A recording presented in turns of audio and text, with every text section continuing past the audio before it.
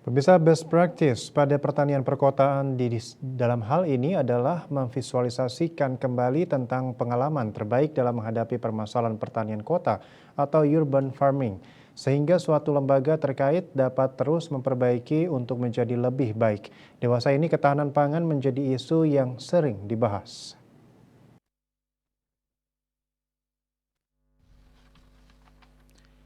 Inyoman Sucipto, Guru Besar pada Program Studi Teknik Pertanian dan Biosistem menjelaskan ketahanan pangan tercermin dari terpenuhinya kebutuhan pangan setiap individu di suatu wilayah. Salah satu penyebab produk makanan impor memenuhi pasar Indonesia adalah produk lokal belum dapat mencukupi kebutuhan dalam negeri. Hal tersebut dikarenakan tidak optimalnya tingkat produktivitas lahan. Lebih dari itu, penyebab lainnya adalah alih fungsi lahan dari lahan pertanian produktif menjadi lahan terbangun. Alih fungsi lahan menjadi lahan terbangun menyebabkan berkurangnya lahan pertanian produktif.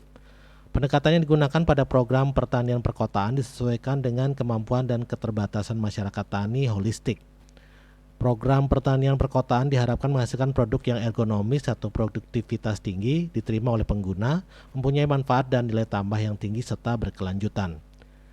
Benefit program pertanian perkotaan adalah suatu proses dengan pendekatan yang ergonomi. Sistemik diartikan sebagai pendekatan dalam sistem dalam berbagai aspek, yaitu aspek perencanaan, pelaksanaan, dan evaluasi atau kontrol. Walaupun demikian, yang penting diperhatikan adalah perencanaan adalah faktor manusianya, karena yang dominan akan berinteraksi adalah manusia. Tata urutan aktivitas harus disesuaikan dengan kronologisnya, terstruktur, tertib, dan profesional berdasarkan fungsinya, serta memperhatikan interaksi dari sistem lain yang terkait. Holistik yaitu pendekatan yang dilakukan harus bersifat universal, fleksibel, sederhana, mudah dipahami dan dikerjakan dari berbagai tingkatan skill, serta mudah disesuaikan dengan sistem-sistem lain yang terkait. Tidak sepotong-sepotong atau disjointed incrementalist, tetapi menyeluruh secara komprehensif.